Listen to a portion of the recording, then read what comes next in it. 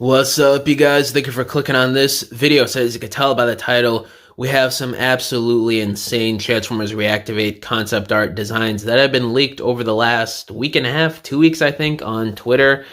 So first up here, let's talk about my guy Sunstreaker. Now this comes in from TFR Archive.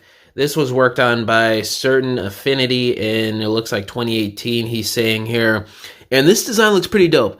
I'm really digging how this is looking, but I don't know, the proportions give off a little bit of like a female Transformer vibe for Sunstreaker here. I don't know if that's just me, but it does look a little iffy to me, but I don't know, like looking at other concept arts and stuff, it kind of looked like that was the look they were going for with a stylized look, sort of like with animated or Prime with the very slender limbs and bigger shoulders or chest areas. Which is cool and fine, but I don't know. When I first saw Sunstreak, I was like, did bro steal parts from RC or something? But I don't know. I guess that was just the style they were going for, which again, I don't mind. It still looks cool, but that was just one of the few things that came into my head when I first saw this design. Car mode looks dope. Kind of looks like a Lamborghini, I guess, like a futuristic weaponized version of it. I love how those big, huge cannons are on his shoulders. I really hope we get some of these designs in the Concept Art Studio Series subline, which is something that I think it was Evan was talking about like a month ago when Reactivate first got canceled. So this would be a design I would really love to see as a deluxe. Next one here, Windblade. This came in from TFR Archive again, I believe, or maybe it was I can't remember. It might have been TF Reaper, but yeah, this design looks pretty sick too. It gives me more of like a movieverse vibe. Maybe like it looks like a design you would see on like Age of Extinction or something. I really do like the colors, the bright blue with the dark and red and gold. It looks really nice. In the vehicle mode, the jet there, very futuristic. I really like the bright blue hits and accents all over the jet form. It looks even better than it does in robot mode. Next up here, my guy Ironhide, the Bruiser. This is from TFR Archive again. He says it's in 2019 or 2020 approximately that this design was made. So this is a pretty dope design. I like this. The vehicle mode is like an off-road truck sort of thing. Like most of the Transformers here are like off-road vehicles. And the overall design, it looks like Ironhide got the color scheme, the head sculpt, everything.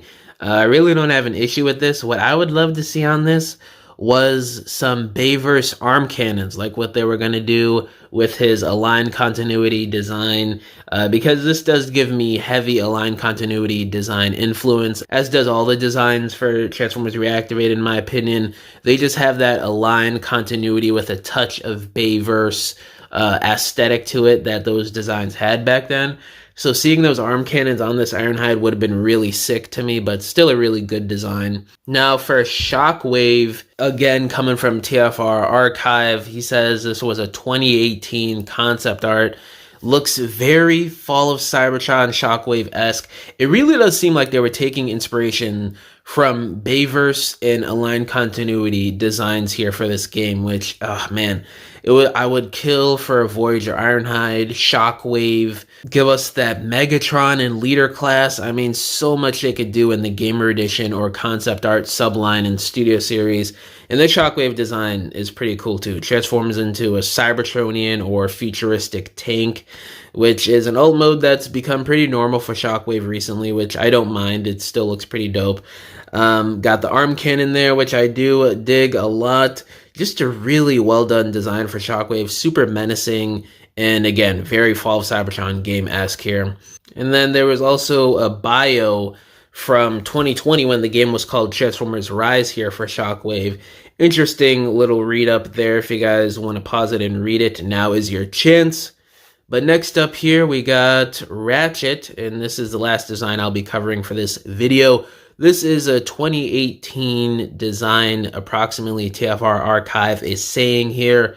And you can see how it kind of uses some similar design philosophy and cues from Ironhide, but it does seem like a pretty different design overall when you look at the individual details. I mean, there's similarities, but most of it does seem to be pretty different, which is interesting because, you know, obviously usually Ratchet and Ironhide share similar body types, which they do here, but it's usually more so a direct copy of their body frames rather than an approximation or just a few similarities other than like the Bayverse or something.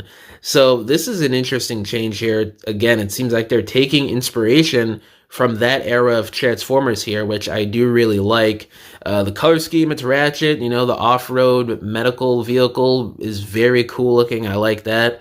And the overall design gives me early, I don't know, it's like a mix of three things to me. Again, it reminds me of the early concept art for Bayverse Ratchet. It reminds me of Transformers Prime Ratchet a little bit, and also War for Cybertron, Fall of Cybertron Ratchet.